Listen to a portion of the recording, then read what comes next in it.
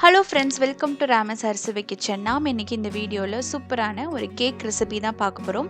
இந்த கேக் ரெசிபியை செய்கிறதுக்கு உங்களுக்கு 10 நிமிஷம் தான் ஆகும். நீங்கள் இதை மார்னிங் பிரேக்ஃபாஸ்ட்டுக்கு கூட எடுத்துக்கலாம், இல்லை வந்து ஒரு டெசர்ட் ஐட்டமாக கூட நீங்கள் சாப்பிட்டுக்கலாம். ரொம்பவே சூப்பராக இருக்கும். வீடியோக்குள்ளே போகிறதுக்கு முன்னாடி சேனலை ஃபஸ்ட் டைமாக பார்க்குற ஃப்ரெண்ட்ஸ் சப்ஸ்கிரைப் பண்ண மறந்துடாதீங்க. கூடவே இருக்கிற பெல் ஐக்கானே கிளிக் பண்ணிக்கோங்க, அதில் ஆல் ஆப்ஷனை செலக்ட் பண்ணிக்கோங்க. இதுக்கு நம்ம ஒரு பவுலில் ஒரு 1.25 கப் அளவுக்கு மைதா மாவு வந்து எடுத்துக்கலாம். இதில் 1/3 கப் அளவுக்கு சர்க்கரை வந்து சேர்த்துக்கோங்க. உங்களுக்கு ஸ்வீட் ஃப்ளேவர் வேணும்னா இன்னும் கொஞ்சம் எக்ஸ்ட்ராவை கூட சேர்த்துக்கலாம். இதில் ஒரு 1/2 டீஸ்பூன் அளவுக்கு பேக்கிங் பவுடர் வந்து சேர்த்துக்கலாம். 1/4 டீஸ்பூன் அளவுக்கு பேக்கிங் சோடா சேர்த்துக்கோங்க. ஒரு 1/2 டீஸ்பூன் அளவுக்கு வெனிலா எசன்ஸ் வந்து சேர்த்துக்கலாம். நான் கொஞ்சோண்டு பட்டர் வந்து ஒரு 2 டேபிள் ஸ்பூன் பட்டரை நல்லா உருக்கி சேர்த்துருக்கேன். ஸோ நல்லா மெல்ட் பண்ணி சேர்த்த பட்டரை சேர்த்துட்டு ஃபஸ்ட்டு நல்லா ஒரு தடவை மிக்ஸ் பண்ணிக்கலாம். இப்போ இதில் வந்து பால் சேர்த்துக்கோங்க. ஒரு கப் அளவுக்கு பால் வந்து தேவைப்படும். கொஞ்சம் கொஞ்சமாக பால் சேர்த்து நல்லா வந்து தோசை பேட்டர் மாதிரி நம்ம ரெடி பண்ணிக்கலாம்.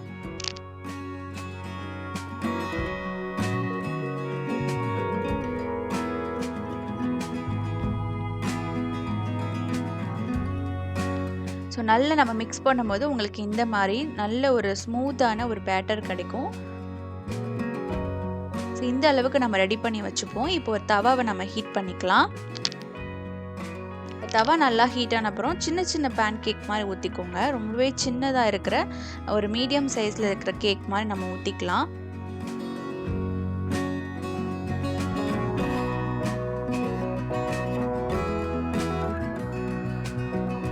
ஒரு சைடு நல்லா குக் ஆன பிறகு அப்படியே நம்ம டர்ன் பண்ணி 2 பக்கமும் நல்லா குக் பண்ணி எடுத்துக்கோங்க.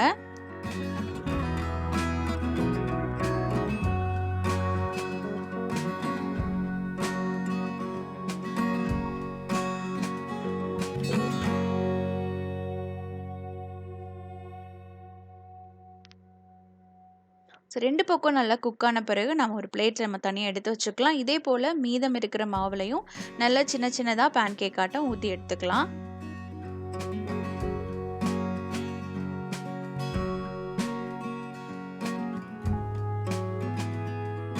இப்போ நான் எல்லாமே ரெடி பண்ணி எடுத்து வச்சுட்டேன். இந்த பக்கம் இருக்கிற தட்டில் இருக்கிறது பார்த்தீங்கன்னா, இது வந்து மேரி கோல்டு பிஸ்கட்டை நான் பொடியாக பொடி பண்ணி வச்சுருக்கேன். நீங்கள் இதில் வந்து ஆப்ஷனல் நிறையா இருக்குது. நீங்கள் மேரி கோல்டு பிஸ்கட் எடுத்துக்கலாம், இல்லைனா வந்து டெசிகேட்டட் கோகோனட் எடுத்துக்கலாம், இல்லை வந்து ஏதாவது சாக்லேட் பிஸ்கட்டை கூட நீங்கள் இந்த மாதிரி பொடி பண்ணி எடுத்து வச்சுக்கலாம்.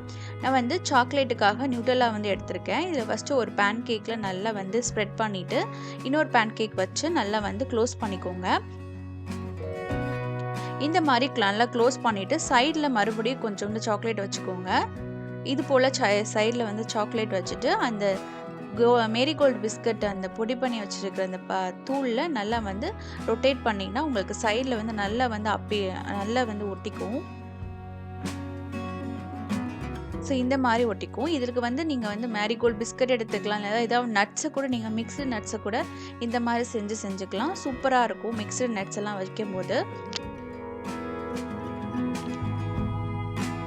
ஸோ ரொம்பவே யூனிக்கான ஒரு பேன் கேக், ரொம்ப ஈஸியாக செஞ்சிடலாம். இதை வந்து நீங்கள் மார்னிங் பிரேக்ஃபாஸ்ட்டுக்கு செஞ்சு கொடுக்கலாம். உங்கள் கிட்ஸுக்குமே ரொம்ப பிடிக்கும். கண்டிப்பாக ட்ரை பண்ணி பாருங்கள். இது போல் எல்லாத்தையும் நான் செஞ்சு வச்சுட்டேன். இதுக்கு மேலே இன்னும் கொஞ்சம் எக்ஸ்ட்ராவாக டேஸ்ட் சேர்க்குறதுக்கு நம்ம வந்து சாக்லேட் சிரப் வந்து சேர்த்துக்கலாம்.